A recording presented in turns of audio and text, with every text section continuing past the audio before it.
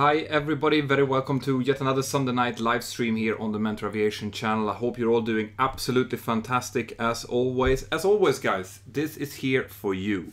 I am here on Sunday evenings answering your questions, and I'm going to be taking them from the super chat primarily and then from the Mentour Aviation chat. You can already hear that it's starting to pling here in the app, and then I will also take a few questions here from the normal chat as well. So once again guys, I hope you're all doing fantastic, and while we're waiting for more people to start turning up, I will just show you the the Mentour intro, of course. Wind 31016, everyone right, right on. Third land, 31 right. Delta 260. See you later, dude. And there we are. So, how are you all guys doing today? Let's see. Is everyone doing okay? Just give me a big yes if that's the case. I see that there are quite a few people already joining in, which is great to see. Mario from Brazil is here. Jay Sonas, Tarek as well. Let's see, there's quite a few faces that I recognize. Excellent. So, what would you like to talk about today? Right? I'm here for you for at least another 30 to 40 minutes or so, maybe even longer than that. It took a little bit longer today to get to the live stream, and that's because I had to get my kids to bed, and they took longer than I was anticipating. But here we are. So the first super chat question is already in. Thank you very much for supporting the channel. And also before I start, I want to send a huge shout out to the members of my Patreon crew. The Patreon crew are the ones that are, well, they do a lot of things for the channel actually. They preview my videos, I send questions to them when I think that something is a little bit questionable. They answer that to me. They give me suggestions like, maybe you shouldn't have this in, or maybe you should be cutting this a little bit differently. So they actually work with me a lot, and they also support the channel economically. So if you guys want to take part in that, then there is a link here in the description of this video to my Patreon crew. Just go there and see if there's something for you and check it out. Anyway, David Strout is first out in the super chat. Why is VR always after V1? Are there no runways there where there's still enough space to stop after VR? Yeah, by definition, VR needs to be, and for those of you who doesn't know what VR is the rotation speed, is when we actually rotate. That always needs to be after V1, because V1 is decision speed. So you would never have a decision speed after you've already rotated. But you're right, there are runways where there would be enough runway to stop after. It's called an unbalanced runway in that case, and but we don't really, you know, it doesn't really affect us that way, okay?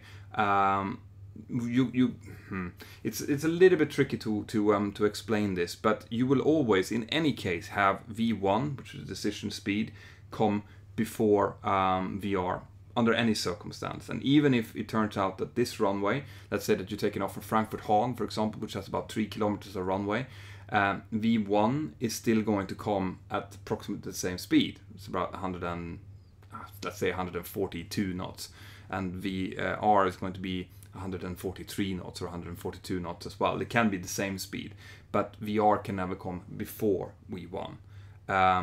This is part, like you're going to be discussing this quite a lot in your ATPL theory, so I'm not going to go into it exactly the definition to it right now. But yes, you are right that in some cases you might have a V1 at 143 knots, even though there is still 2-3 kilometers still, so you could theoretically get the aircraft stopped anyway.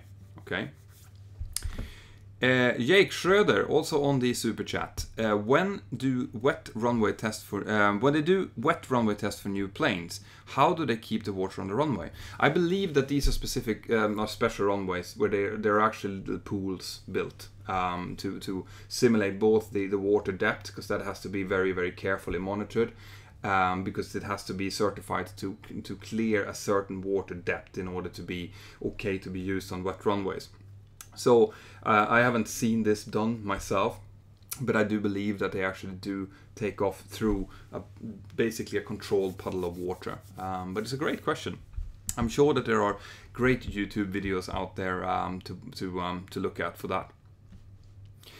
Doug Pauly. Doug, great to see you here. Doug is one of my long-term followers. He's been here for years and is always active here on the super chat and on the channel. So it's great to have. And Doug is also, I believe I see you in the chat now and then as well in the app, which is also greatly appreciated. Doug, hi Mentor. what's the most difficult runway for you to physically take off and land on, and why? And which the most difficult to manage with ATC? Well, ATC is simple. The more busy the airport is, the harder it tends to be. So, for example, London Gatwick is known since it's one of the most busy single runway airports in the world. That one can be very tricky. It can take you minutes to get into to the frequency in the first place, and sometimes ATC actually calls you instead of you calling them, which we should do when we check in, because it's just impossible to get into the frequency. So that becomes tricky. Then there are other places like Dublin, for example, where the ground frequency becomes very, very congested. They generally have only one ground frequency, even though there's 2 crossing runways and loads of taxiways. And that can be tricky in itself. It can actually be more tricky after you landed. When it comes to actually landing, the trickiest runways that I've gone to, I think one of them is Perugia in Italy, just north of Rome, because it has quite a tricky approach into it, very steep approach potentially, and a quite tricky circling approach with loads of mountains around as well. Then we have a place called Toulon in southern France, which is tricky because you might have to do a non-reciprocal circling, as in you do an approach into one runway and then you have to kind of fly away and fly into a crossing runway which doesn't have an instrument approach to it, and it's full of like helicopters and private aircraft around speaking in French, which makes it hard to get some situational awareness up.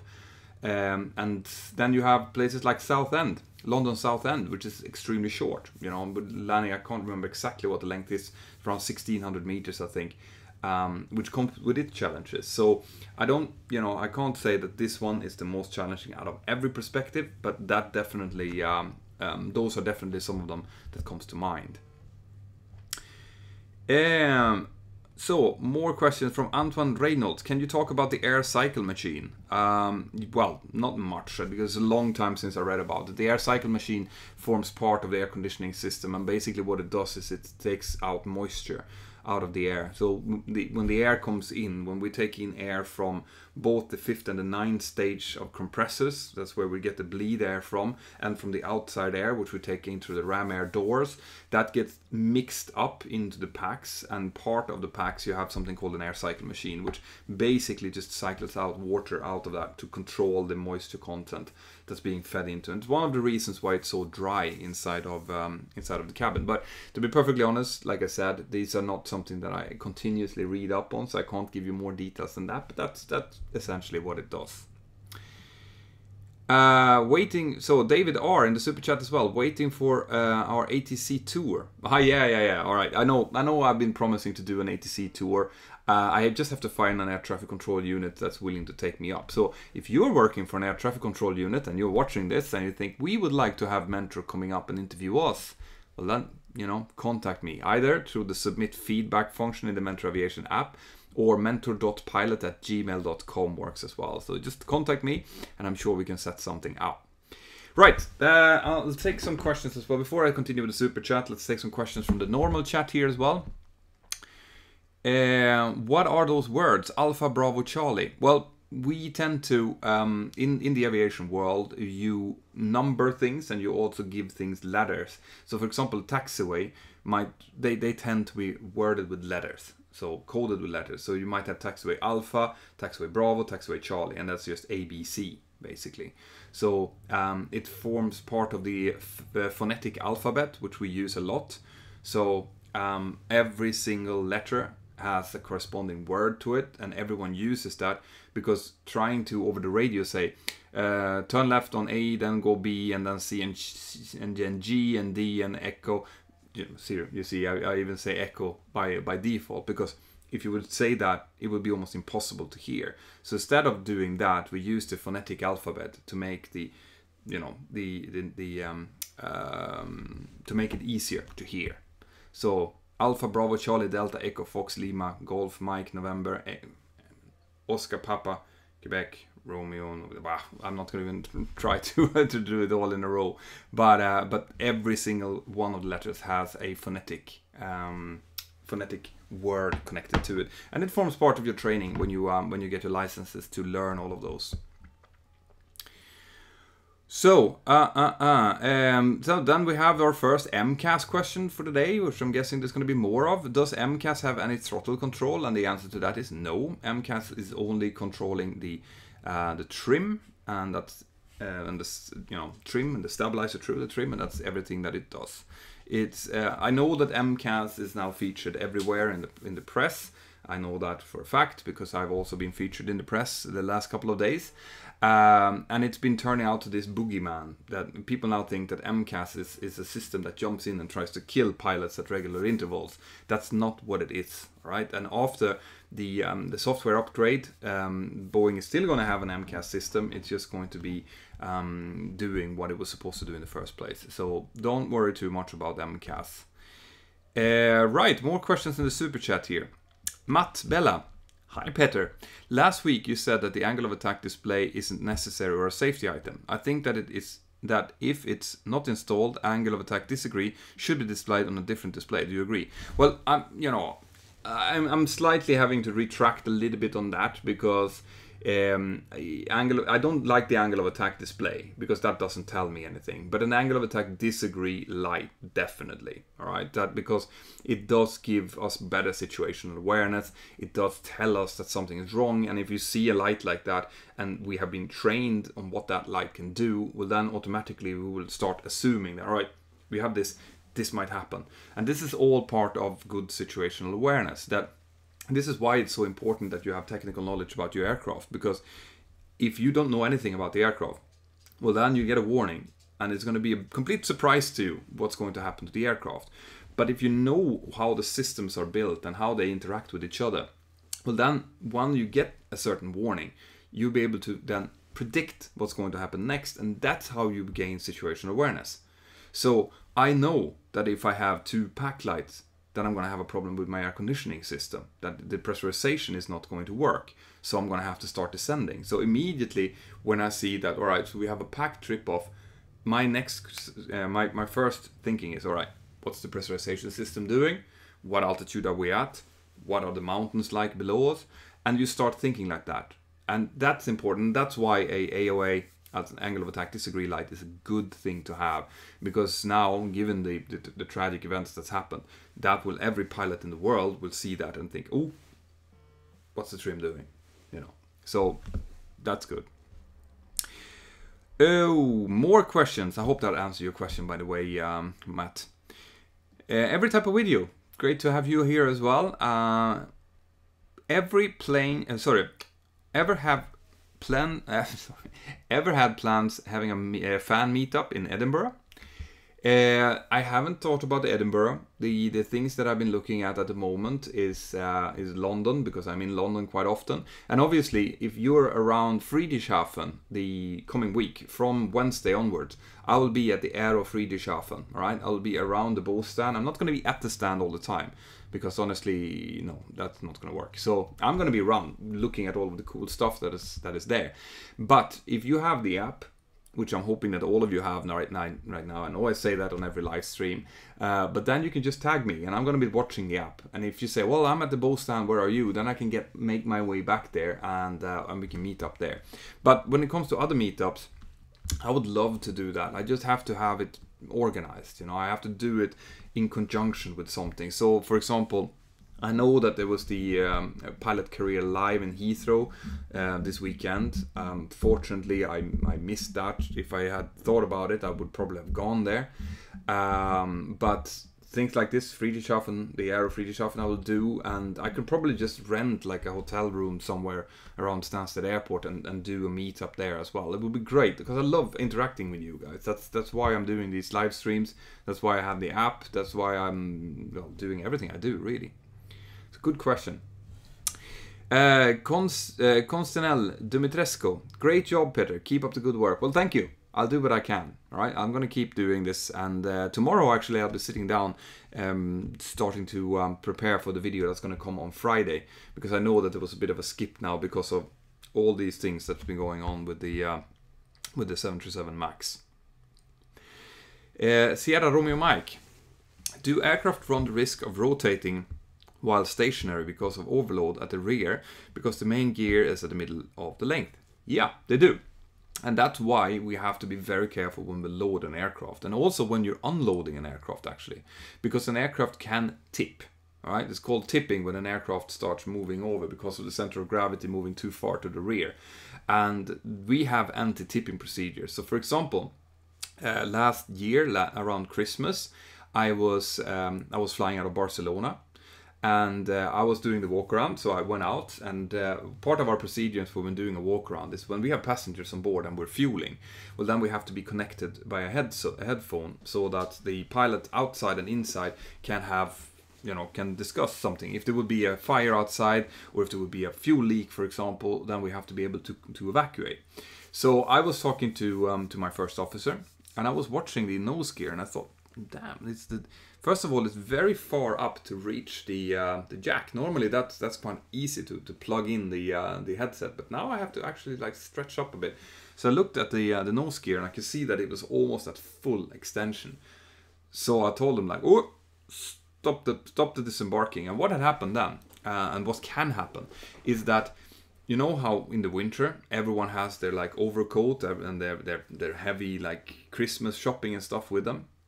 So what had happened was that people in the front have started leaving. Okay, they got up, everyone got their jackets on, and they left the aircraft. In the back, people were waiting because they didn't want to stand up and stand in a queue with all their stuff on them. So they were sitting down, waiting. So when everyone in the front had already moved out, well, then the people in the back started getting up. And in Barcelona, you can only disembark through what's called a finger, an air bridge. So it's only disembarking from the front. So this meant that now we was there with an empty forward part of the plane and a full back part of the plane. And that's why the aircraft started slowly lifting up. Now it was still on the ground, but I had almost full deflection on the nose gear strut, which was indicative that this is not good. And what we do then is I told the first officer to just stop the disembarking. Because what happened then is that all of the people who want to get out, they're now coming to the front and they stop in the front, which means we now get more weight in the front of the aircraft, less weight in the back, and when we have that all sorted out, well, then we can start the disembarking again. But these things, they do happen, and I'm sure that you've seen, I know that I've done pushes in the app, which you can check out now, later on, about 747 in, I think it was in Doha, just a few weeks ago, where they basically put all of their cargo down in the back, and didn't think of it. So the 747 just and sat down in its tail. Very embarrassing, very expensive, right? You don't want to do that. Ian, Jill, good to have you here, Ian. Peter, will you keep the YouTube chat facility? I don't really use the Mentour app. I don't, well, depending what you mean about the chat facility, because I don't really use the chat. I try to answer as many messages as I can on YouTube, but I don't go in there as much as I go into the Mentour Aviation app. This chat facility, you mean for future live streams? I haven't really decided on that yet. I am working on a feature on the Mentour Aviation app where I will be able to live stream directly to the app. For premium users when the premium kicks in a few months. Well, actually, it's going to be for everyone, but it's going to be premium users who can write in questions in the app. And when I start doing that, it's likely that I'm at least going to do that weekly in the app, and then maybe this YouTube the YouTube live will become maybe a semi-weekly thing or something, but I'm not going to stop it. No, I know that not everyone is going to get the app, even though I would love to, because I want as many people in there and interacting with each other as absolutely possible. So, some question then from the Mentour Aviation app as we're talking about it. Mentor, did you see the Flamingo in Mallorca airport today? No, I haven't been flying today. In fact, guys, I haven't been flying for almost a month now. And I know that not all of you know that, but I'm actually grounded. The reason for that is because I've had some indications of kidney stones, and I am sorting that out. So at the moment, I'm not allowed to fly. So that's why I have time to be on the app and doing these live streams and stuff. But I'm just waiting for the last couple of tests results to come in now. It's all feeling good. I'm not in any pain or anything. I just had that once. So, you know, I'm dealing with my my medical doctor to make sure that everything's okay, because these kidney things, if you get kidney stones, you can get really, really bad pain suddenly, and you want to make sure that the kidneys are completely clear and good before it starts flying. So I'm dealing with that at the moment. It's all fine, don't worry about me, but that's why you might be seeing me more than you're used to. Right, more questions. Right, there's some questions here about medical, and as I always mention to you guys, I am not a medical doctor. I'm not an aeromedical examiner, so I can't give you good answers to your medical questions. You're gonna have to speak directly to a doctor about that. It wouldn't be fair by me to sit here and guess. So anytime that you have a medical question, unless it's really obvious, I want you to contact your closest AME, and the easiest way to do that is just go out and Google, you know, pilot medical exam and your city, or pilot aeromedical center in your country, or AME and your city. Just Google that, and pretty much in any city around the world there will be at least one doctor that's certified to be an AME, which you can contact, write an email and just ask your question to them directly. Right, some more super chat questions then. Sam, Petros, good to have you here, Sam. What if oxygen mask fail to deploy in an emergency? Well, there is manual ways of doing that. First of all, we have a manual switch in the cockpit, so they're supposed to fall out automatically. When the cabin altitude reaches 14,000 feet, they're supposed to be dropping automatically, okay? If that doesn't happen, as part of our memory items, we will switch the manual button in the aft overhead panel in the 737 on, and that's going to deploy the masks. And then on top of that, if let's say that one unit would fail to unlatch, then there is a little pinhole that you can push, which will manually drop the mask in that row, which is something the flight attendants will fix if needed. So there's always backup systems to make sure that these things works. Where is Patchy? Get a Patchy mug. There is a Patchy pillow, you know. I don't know if you guys have seen that, but under my here, probably below this video and in all of my YouTube videos, I've done some like very, very simple merchandising. If you guys want more of that, I'll be able to do it. But you know, you can get all kinds of t-shirts and caps and mugs and stuff. There is even a Patchy pillow that you can get, which is cute. But it's up to you guys. Just tell me and I'll create it for you. Patchy, by the way, he's not here today. He's out with my wife, who's watching TV outside. So Jake Schroeder is asking, would you feel safe if the FAA certifies the MAX again? Yeah, I've answered this question in previous live streams, and I'll say it again. I think that when this MAX starts flying, and it will start flying again, then it's going to be one of the most heavily tested and probably one of the safest aircraft in the sky.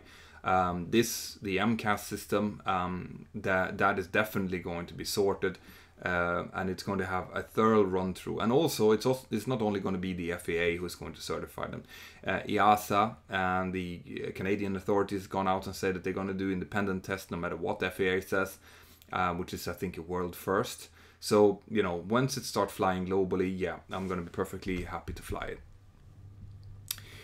Mike Gregory, hi Captain, your channel helped me with my flying fear. Well, that's great to hear, right? This is one of the big reasons that I'm doing this, is to make sure that you guys, the people who are nervous flyers, have some information to build on. You know, that you know what we are doing up there and why the procedures look like we do. And actually, I have a plan right now to create yet another application, okay, which is going to be separate, completely separate from the Mentour Aviation app, but it's going to be tailor-made for people who are nervous flyers. Would that be something that you guys would be interested in? I would love to hear from you. If you're sitting out there now thinking, oh, you know, I am a quite nervous flyer, I would love to get some help with that. But then I need your feedback, okay? Go in, either if you have the Mentour Aviation app already, go to the submit feedback function in the settings and send me a message there, or mentor.pilot@gmail.com, and tell me things like, when do you feel most nervous? What do you think would help you?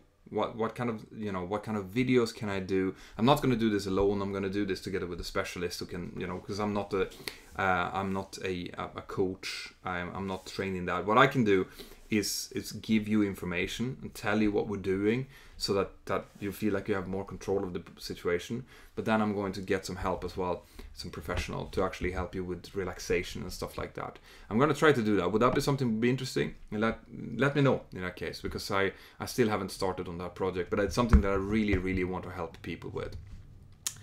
Good. Some more questions from the normal chat here while we continue. Mentor, I'm 57 and will start my training this year. Will the airline hire me at 59-year-old? That's a tricky one. I keep telling people that age is not a problem, but the mandatory retirement age is 65. It's 60 in some airlines. So 59 is going to be pushing it. You will definitely be one of the oldest that I have ever heard of. The oldest one that I know have done this training and succeeded was, I think, 50 when he started, 51 when they were finished. So it's possible to do, but I would recommend you to do, and if you're going to start at that age, do check with the airlines that you're aiming for and make sure that they don't have an upper limit for first officers, so that you don't. But in any case, of course, you should do your training. Maybe if they tell you that they won't hire you, well, that maybe you can stop at a PPL or something, or. But 59, that is definitely pushing it, I would say. So check it out thoroughly before you start paying a lot of money for it. So Excalibur is saying, yeah, my fear of flying is huge. Exactly, that's what I want to help with. Now, I should say as well that in case that you have like real flying phobia, well, in that case, no matter how much information I give you, it might not actually be the cause to it. There might be something underlying. But in that case, you should talk to a psychologist about it, because they're trained people out there that can actually deal with the underlying fear that might be triggering the flying fear. But for people who are nervous flyers, who just feel a little bit of discomfort, I think I can probably do a lot. So, more question here. Anna. Do pilots have to carry liability insurance, or does the airline insurance cover any injuries or damage caused by pilot error? That's a good question, and no, the pilots do not need to carry liability insurance. The company, the airlines, are very heavily insured. So when if a major crash happens, then there's going to be insurance covering all of the passengers and the crew on board, even if it turns out to be pilot error that caused it. And then obviously there's going to be huge sums involved, so it's going to trigger like the insurance. The way that the insurance companies work is that they're all insured to each other. So let's say that you have one insurance company that is covering an airline. Well, then they have insurance with other insurance companies in case something would happen to that airline. So the cost of the insurance payment is going to be spread out all over the insurance industry. It's a very intricate system. The people who might need liability insurance are the examiners. That was a change that was made fairly recently, where the examiners used to be working on behalf of the authorities, but now the examiners are kind of private agents that's working together with the authorities.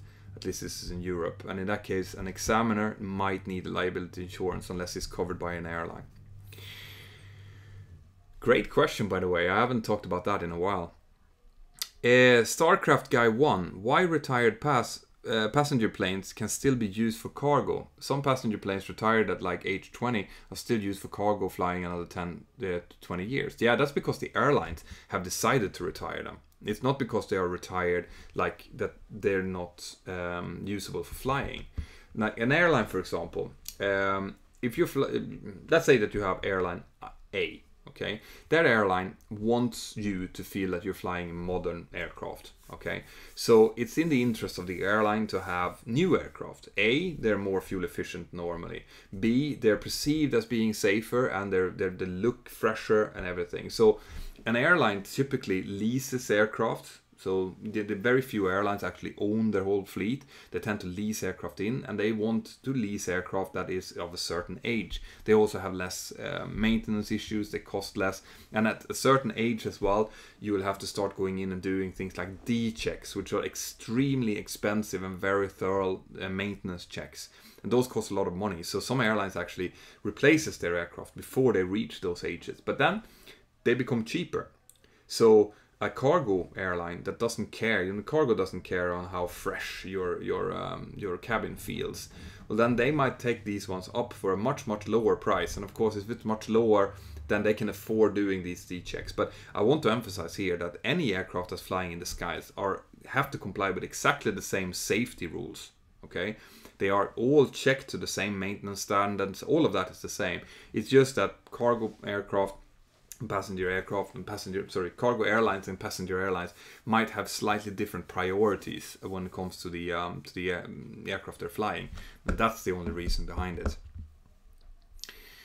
All right, more questions. Let's see. So there was one question here in the super chat that was brought back, and then you have Alessandro Sorsi. Everybody is it's scrolling by itself. Everybody is blaming the MCAS, but isn't it unusual for the angle of attack sensor to fail in 2 different airplanes, or does it happen relatively often? Yeah, I mean, this is something, once again, this is speculation, so I can't really get into that too much, but angle of attack sensors, in my experience, doesn't fail very often. Might be a bad batch, or the failure might be inside of the sensor from, where the sensor is connected to the computer. Very hard to say. This is why we have to wait to the final reports, guys, because we don't really know exactly what caused these failures of the alpha vanes. But I do agree that, as always, it's always a chain of events, right? It's not going to be one failure that brings down an aircraft, unless it's a fire, which is, then you only need a fire, that's it. But otherwise, if it's a technical failure, it tends to be one, and that causes the next thing, and that causes the next thing, and it causes the pilots to do something, and then you have this chain of events happening, and that chain needs to be stopped, hopefully by, a redundancy, for example, where you have 2 different angle of attack vanes that are connected in. But I do understand your question, but I can't really answer it at this point. We're going to have to wait and see what actually caused it before.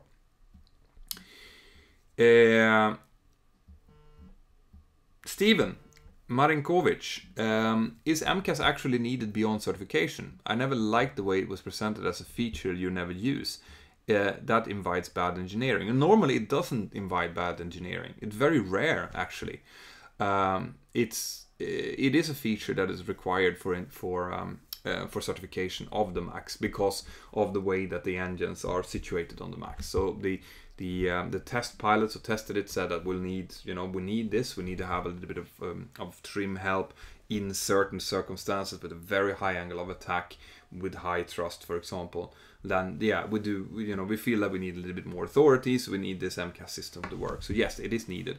But in fairness, pilots very, very, very rarely get into those kind of situations with a high angle of attack. Like in reality, where there's no failure involved, we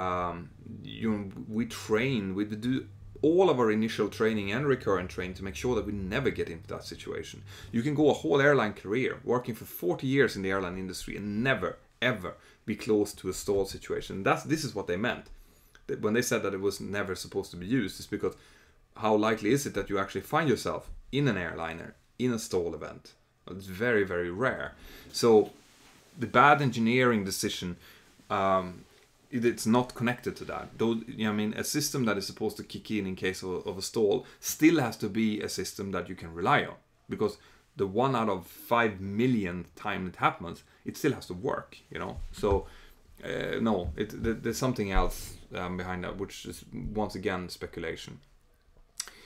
So Nikolai Martesenko, do you study every commercial plane crash? Given that I am doing what I'm doing now, and you guys are going to be answering me or asking me, then yes. Now, since I'm running this YouTube channel, I study the reports that come out on pretty much all of the major crashes, not the smaller ones. But yeah, and also from a professional point of view, normally there's something that you can learn from every single accident. Even if it's not a crash, even if there's no deaths involved, you will still be able to learn from it. You will see like, okay, so they thought like this is why it happened. You have this system involved, and then you have the pilots taking these decisions, and you can learn that. And of course, in this industry, if you can learn from someone else's mistakes, hopefully that means that you won't make those same mistakes yourself. So yeah, I think me, but all commercial pilots to a certain degree read these things, and also the airlines that we work for push out these reports. When they come out, they get pushed out through the company website and stuff like, guys, have a look at this. You know, this is interesting. So we do study a lot of these things. Corey Calmetes, I'm curious about your thoughts regarding the preliminary report regarding MCAS being re-enabled after the runway stab procedure. Cause for speculation. Okay. This is one of the reasons why I pulled my video. I did a basic. What happened, guys? And I explained this in my old video, but I can explain it again. So I, together with a very famous aerodynamic expert, I sat down and I talked about what, you know, as the sequence of events that we had, that we knew, and some rumors that were coming out, and we started talking about what could possibly lead to this. So I made a video about it, which I should never have done, and which would explain exactly what actually ended up coming out in the report, saying that that they potentially re-engaged the cutout switches to be able to trim it. I can't go into details about that yet, because once again, I'm still waiting for, this time I'm going to do it right. This time I'm going to wait for the final report to see what comes out. But yeah, it does look like the establishing cutout switches were re-engaged. And then that MCAS came in again. Obviously, if you re-engage the establishing cutout switches after having disengaged them, then the MCAS is armed again. And if you then trim, that is going to be, that is one of the criteria that was needed in order to reset MCAS and let it start a new cycle. So that could be one of the things that have happened. Why they did that, well, that's out for the final report. But I'm guessing you probably already read the article. I think I have the link down here where we discussed the possibilities of that. I'm not going to go further into it than that. So, Jose Tadeo Cote Nunez, do you support a band-aid in the form of an MCAS software system to counteract non-natural aerodynamic features in an airplane? Yeah, I do. And the thing is that, once again, this has been made out to be this Frankenplane, which is made out of like, it's all fake and it's all the computers that's pretending to be something it's not. In fact, modern aircrafts are to a large extent full of these type of features. The 767NG had it as well, or we have it as well. Like, for example, if we get into a low speed situation and the computers feel a low speed situation, well, then it becomes 4 times easier to push forward than to pull back, right?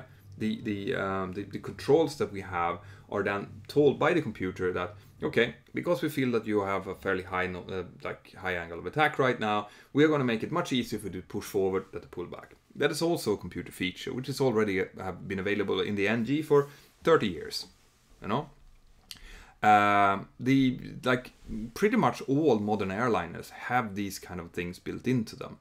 That is there to make the pilots feel the aircraft better. Even though this is this huge beast with hydraulically activated rudders and stuff, we still have to have a certain feel. And the only way to really do that, since we're not doing it stick and rudder anymore, I mean, in the NG, the aircraft, we still have the wires connected to the flight control surfaces. But in fact, it is hydraulics, that controls these flight surfaces normally, and they are run through the center and feel units and the stall management yaw damper computer, and all of these things control it and tells us what we should feel.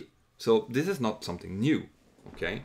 And if you go back, you can go back to the Concorde, for example. The Concorde we wouldn't be able to fly the Concorde without computers that was manipulating the engine inlets, for example. So computers being part of the aircraft and the design of the aircraft and the way we fly them, that is reality. And it's going to be more and more. For every iteration of aircraft that you see, the more advanced it becomes, the more perfect aerodynamically it becomes, the more of these things is going to be there. Because we, the humans, we're still monkeys. We still have to feel the aircraft, even though it is that, is that precise. And that's why the computers are there to kind of, level it out a little bit. Until we have artificial intelligence that takes over it all. But I've done a video on that, and it's going to be many, many years before that happens. Right, some more questions from the normal chat here to make sure that people don't get angry with me. Yeah, I am indeed Swedish. So, Oscar Diaz, do you think that technology will eventually replace humans? In other words, is it possible that planes can fly by themselves as a whole? Yeah, like I said just a few seconds ago, I've done a video on this. I think that it's inevitable. I think that if the technology continues to evolve in the same way that it's now, then eventually everything that is done by humans will be able to be done better by computers.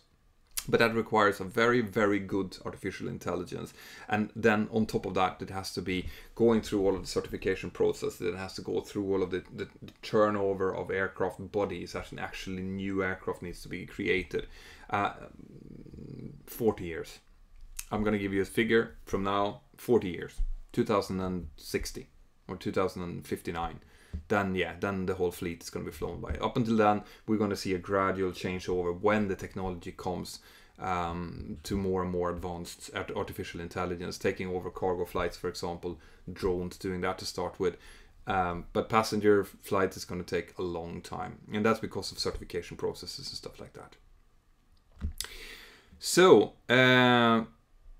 Young Mac, with further automation in the cockpit and basic training, are pilots not being proficient in practicing stick and rudder skills? Great question. Yes and no.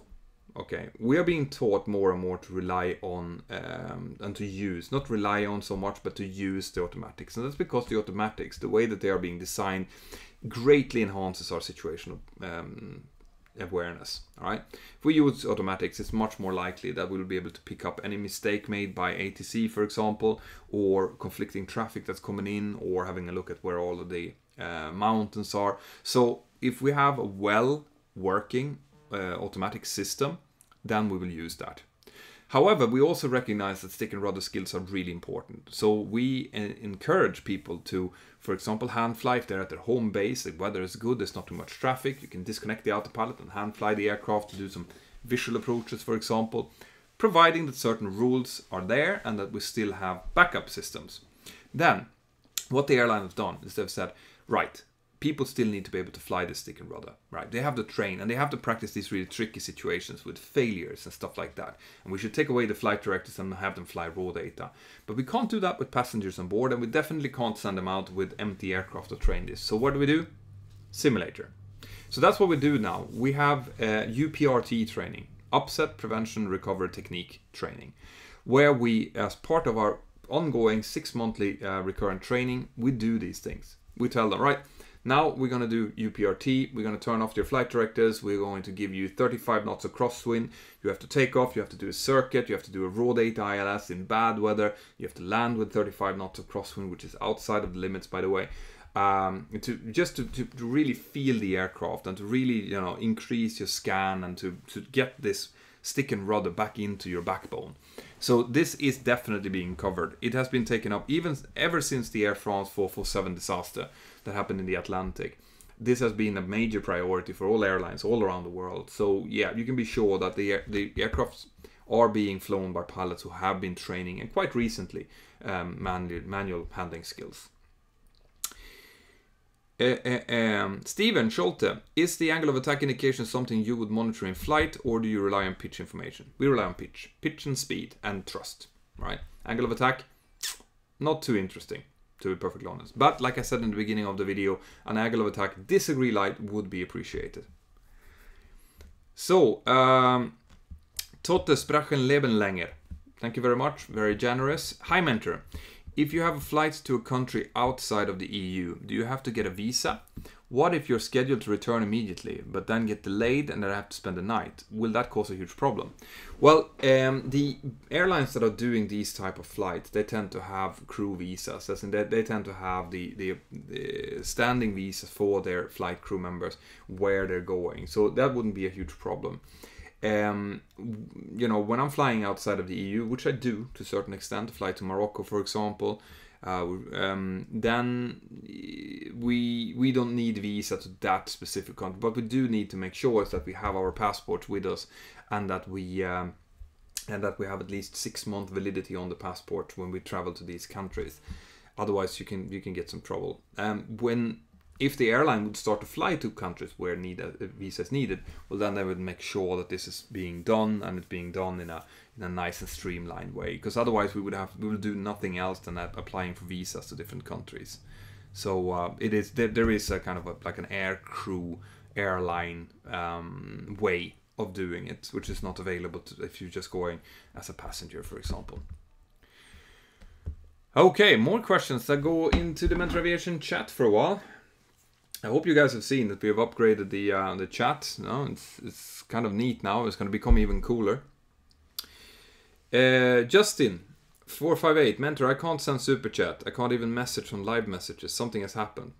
All right, not that's bad. Do you have a question? Because I'm reading your messages right now, Justin. And Justin is also a new patron. Good, man. Well, in that case, you can you can contact me through Patreon, and we can set up a Skype message or a Skype session. It's something I do for the patrons, the higher patrons. When they have questions, everyone has questions from now and then. Maybe you want to talk about, your flight training, whatever. But then, from time to time, we set these things up. So, Justin, 448, okay, love your content. Well, thank you very much. If you have a question, then kick it now. Mentor, what is your favorite airport to fly into? Yeah, so I've talked about this before. I tend to like good airports that has really good facilities, long runways, good ILS. That's because I'm a training captain. And when you're a training captain, what you want is you want to have a lot of different possibilities. So you can do an ILS, you can do non-precision approaches, and you can also give the training pilot a chance to make mistakes, which is what you can do if you have a nice long runway, for example. So a place I love going to because it's so efficient and they speak so good English on ATC is Malta. It's also relatively flat, not too much terrain around, and it's a good long 3-kilometer runway with ILSs from both directions. And can be a little bit tricky as well with winds, which is also good for training. So Malta is a great training destination. Otherwise, I used to fly up to Skellefteå in northern Sweden. And when I did those flights, you need to do a descent down over Örnsköldsvik, and you could, I could see where I grew up. I could see the airport that I started flying in, and those kind of things like that. That really touches my heart. So that was also a favorite.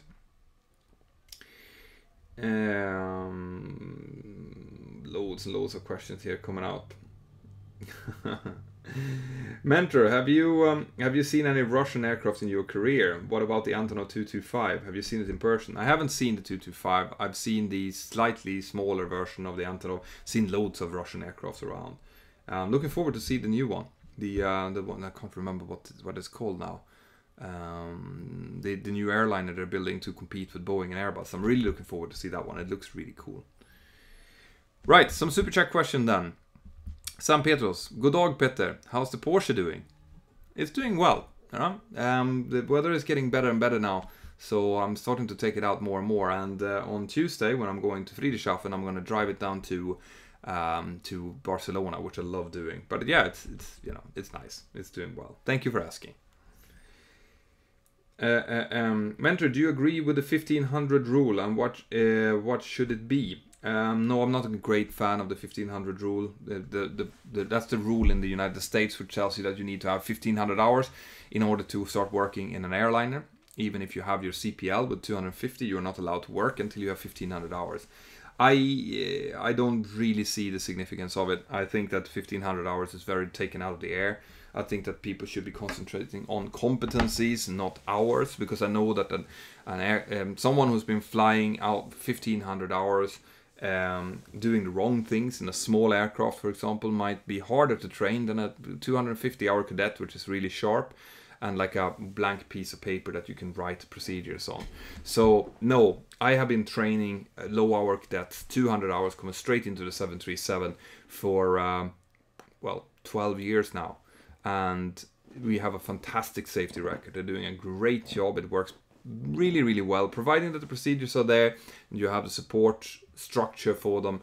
That worked fine. So I know this 1500-hour rule came in the United States a while back, but it's not that old. It's quite new of a procedure, but it does smell like something that is just a patch fix. I think that if you have the skill, if you have the competencies and you can show it and you're good at what you do and you can go through a nice long test program and go through the training and everything is good, well then, you know, what's the difference between having 300 hours and 1500 hours really? Like, you know, I'm not a huge fan of that. More questions then. Hi Petter, as you are talking about favorite airports and approaches, have you ever done a so-called Sarajevo approach, simulated or real? And if not, is that on your bucket list? Ah, you mean the one that you kind of fly up high and then you shoot down in like a spiral pattern down. It wasn't on my bucket list. It's not something I would love to do. Those kind of approaches is something you do out of necessity because you are afraid to be shot at, which is not something that you ever want to be afraid of as a professional pilot. So it would be cool to try in a simulator. It would be cool to see someone do it, to demonstrate it and see how it looks. I think it sounds crazy. Andy Morris, you're an inspiration. Thanks for everything. Well, thank you. I wouldn't do this if it weren't for you guys. The fact that there's 1,500 of you watching this right now is a fantastic thing, and I appreciate my chance to have influence, to have something to say, to have a voice in the aviation industry, and I take that responsibility seriously. That was why I told you I took away the video, because I thought that it wasn't up to the standard of my channel. It was too much speculation, too little facts. So I'm trying to use the voice I have to help you guys. I'm trying to now push airlines to be, you know, taking up more of the financial responsibility for training. I think that responsibility should lie on the airlines instead of on the students, and also pushing for training competence, you know, training standards on the flight schools. I will only, and I can tell you right now that if you see organizations that are being pushed through either my app or through my YouTube channel, it's something that I believe will benefit you guys. Okay, and if you ever see me going out and push a flight school, for example, or a training organization, it's because we have checked it out and I know that they stand for excellent training standard for you. Okay, I would never go out and push something that I didn't believe in myself. Freeman Tech, thank you very much. If you had a question connected to that super chat question, then just contact me through the app later on. Use the submit feedback feature. Nikita Koval, which controls use hydraulics and which have wires connected? In case of power loss, which could you still be able to use until power is restored? Well, on the 737, we have wires to everything. In the 737 MAX, that has changed slightly. So we have wires to the ailerons and to the rudder and to the elevators there, but we don't have it to the spoilers.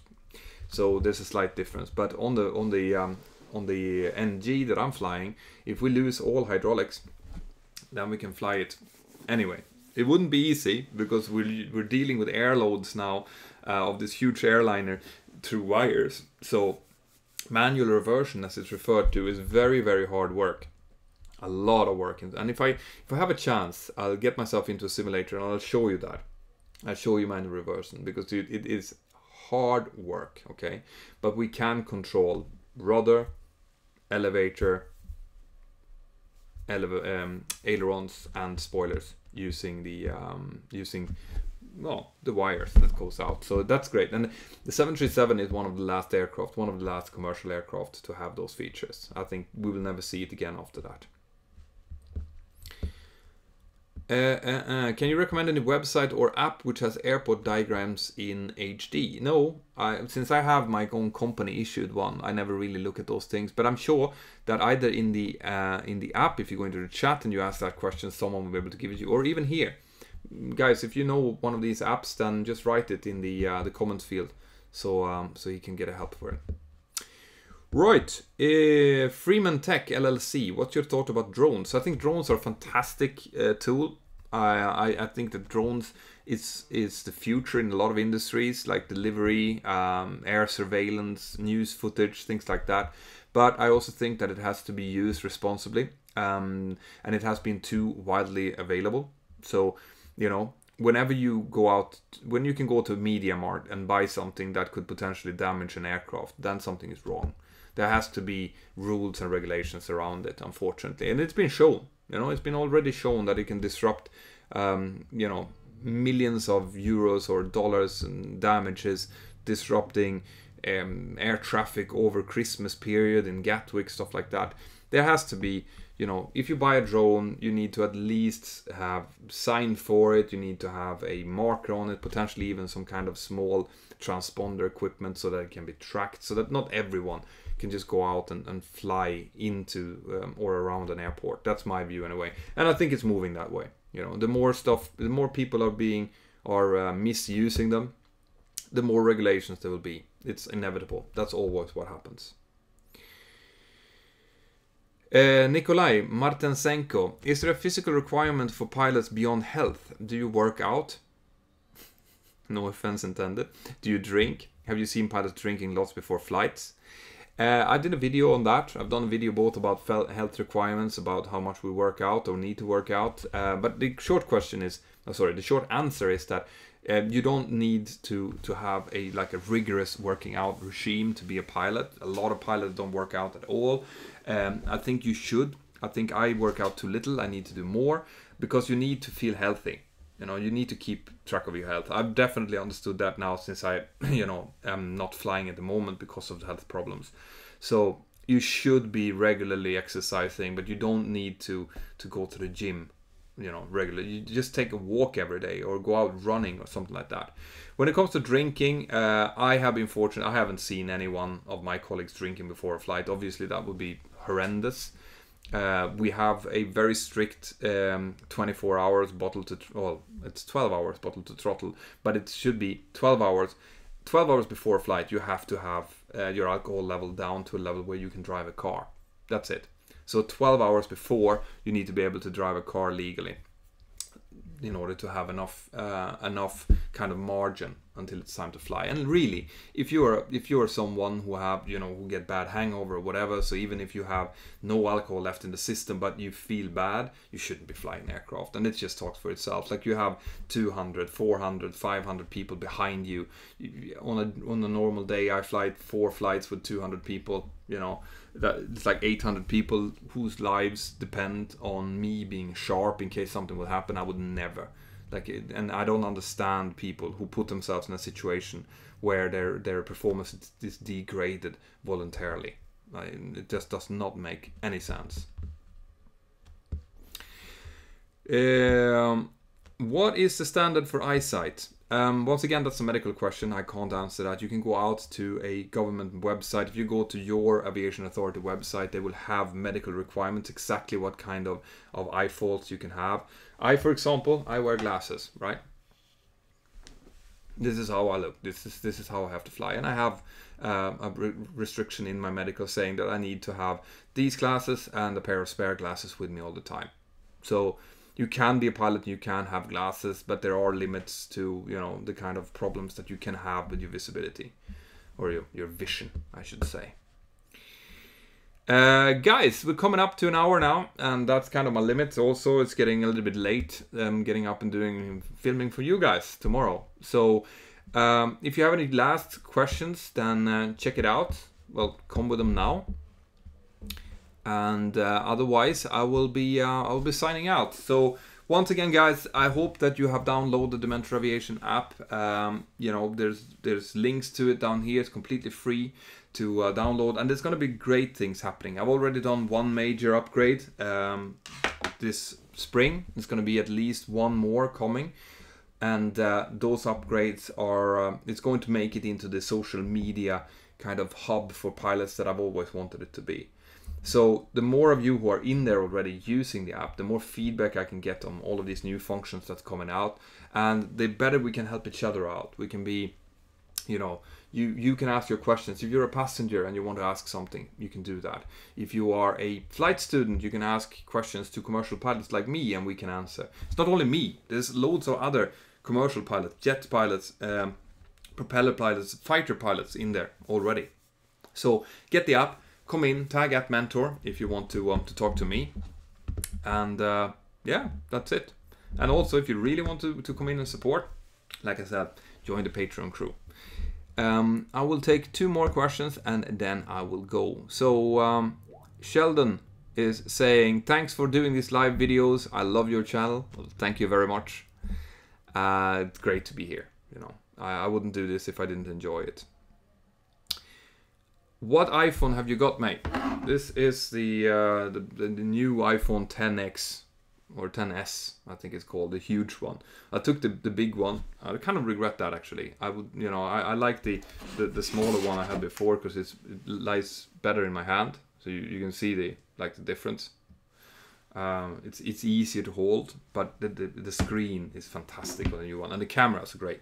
And I need good cameras because my Instagram account, which I'm hoping that you're all following, by the way, Mentour_pilot. Then you'll get, you know, pictures from my everyday life, pictures from the cockpit when I can, and when I'm not pilot flying, and when we're in a non-critical phase of flight. So go in there, Mentour_pilot on Instagram. And the last one is from Bert2481. Bert always have some sunshiny things to say, and he says here that Captain Joe is much better.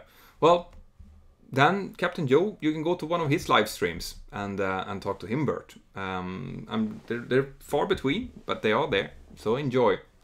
Have an absolutely fantastic day wherever you are, guys, and make sure that you... Oh, by the way, guys, if you can make a huge favor, if you enjoy the videos that I'm sending out, my Friday videos, for example, feel free to share them. As in, just share them on Facebook or Instagram or Twitter or something like that. It seems like YouTube really likes shares. Okay, the fact that no one will watch it or none of your friends really care, it doesn't really matter, because they're watching the fact that people are sharing the videos, and they see that as an indication that the videos are being enjoyed. So if you do enjoy it, just do me a favor and share it, because it does really help the channel a lot. Have an absolutely fantastic day, and I'll see you next time. Bye bye.